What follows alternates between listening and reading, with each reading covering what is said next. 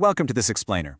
Okay, if you've spent any time at all looking into personal finance over the last 30 years or so, you have undoubtedly bumped into one piece of advice so universally accepted, it frankly feels like an absolute law of nature. You know the one. Start with a $1,000 emergency fund. But here's the massive problem we're exploring today. That number is just completely outdated. It was calculated for a wildly different economy, and honestly, treating it as your safety net today is actually a huge financial trap. What's really wild about this exact round number is just how ubiquitous it is.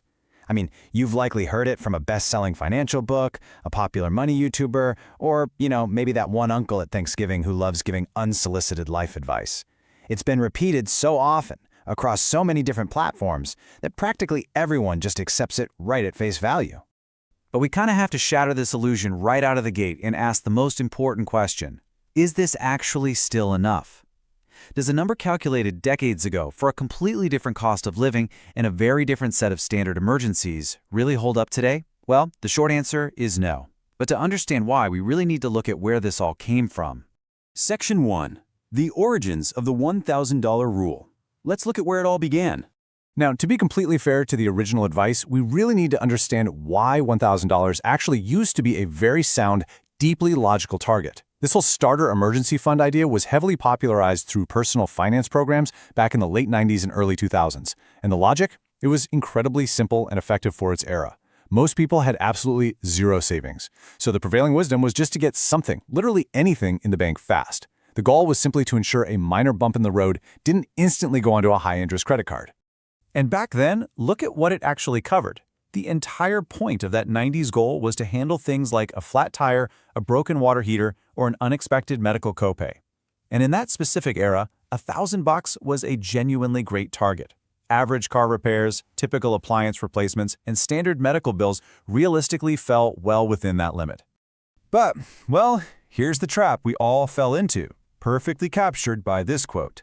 Round, memorable numbers get repeated so often that they stop being reevaluated.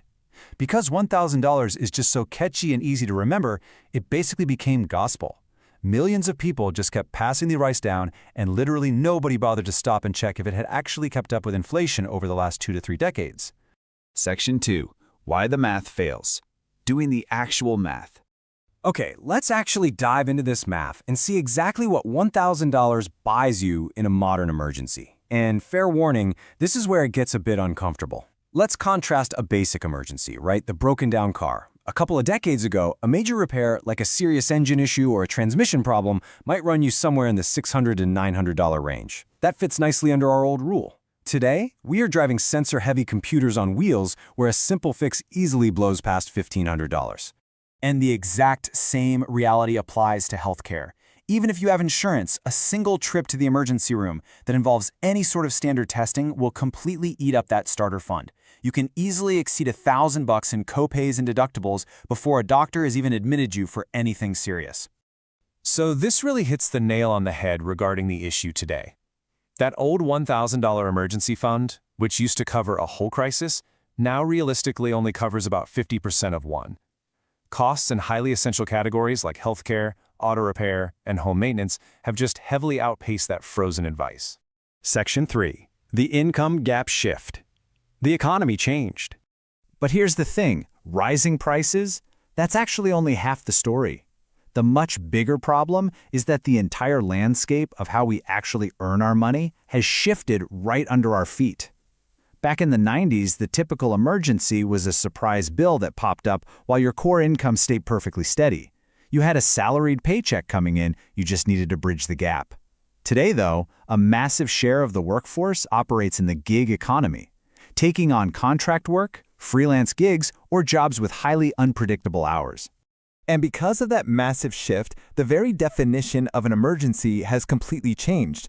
For so many modern workers, a crisis isn't just a sudden medical bill anymore, it is lost income entirely. It's a remarkably slow month, it's a canceled client contract, it's a layoff in an industry you thought was totally stable. And the harsh reality is that $1,000 does absolutely nothing to cover weeks or months without a paycheck.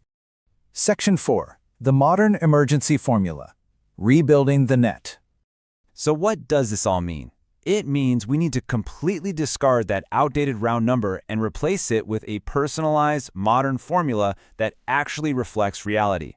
So here is exactly how we rebuild it. Step 1. Instead of a flat $1,000, you calculate exactly 1 month of your own personal essential living expenses. Step 2. You make this new number, which typically lands somewhere between $2,000 and $4,000, your new starter tier. And step 3. Once that starter tier is secured, you use it as a solid foundation to build toward a robust 3 to 6 month cushion. Let's get super specific about step 1 for a second. Your essential expenses are the absolute non-negotiables needed to keep your life running. Your rent or your mortgage, your utilities, your baseline groceries, minimum debt payments, and your insurance. For most people living in today's economy, adding those up lands you right in that $2,000 to $4,000 range. That is what it truly takes to replace the actual intent of the original 90s rule. Oh, and a really important side note here, if you have unpredictable income, say if you rely on freelance work, commissions, or gig apps, you absolutely must lean toward the 6-month side of the ultimate cushion, or honestly, even beyond it. Your risk of facing an income gap is significantly higher than someone with a stable salary, and your safety net definitely needs to reflect that reality. Section 5. Building your new safety net. Practical action plan. Now, I know exactly what you might be thinking right now. Hearing that you suddenly need $4,000 instead of $1,000 can induce a lot of financial anxiety. It feels so much further away, right? But the key here is removing the intimidation factor. You are not supposed to build this in one giant leap. The absolute most effective method is just to automate a small, boring, and highly consistent transfer. We're talking 50 or $100 a paycheck going directly into a totally separate account that you never touch. You treat your new 1-month essential expense number as your very first finish line, and once you cross it, you just keep that automation running to build out the long-term cushion. Basically, we just need to totally reframe that old rule in our heads. The old advice actually got one thing right. Getting started is the most important part. Having your first $1,000 saved is fantastic. It's a truly great initial milestone. But the trap that catches so many people today is stopping there and calling the job done. The economy totally changed, and our math just has to change right along with it. A real emergency fund today is rooted in your actual life, not some catchy slogan from decades ago. So as we wrap up this explainer, I want to leave you with a direct challenge. Take 10 minutes today to look at your bills. Calculate your rent, your groceries, your utilities. Figure out your real 1-month number today, because if you're still relying on a 1990 safety net, what happens when a 2024 emergency hits? Let us know your real number down in the comments and keep learning.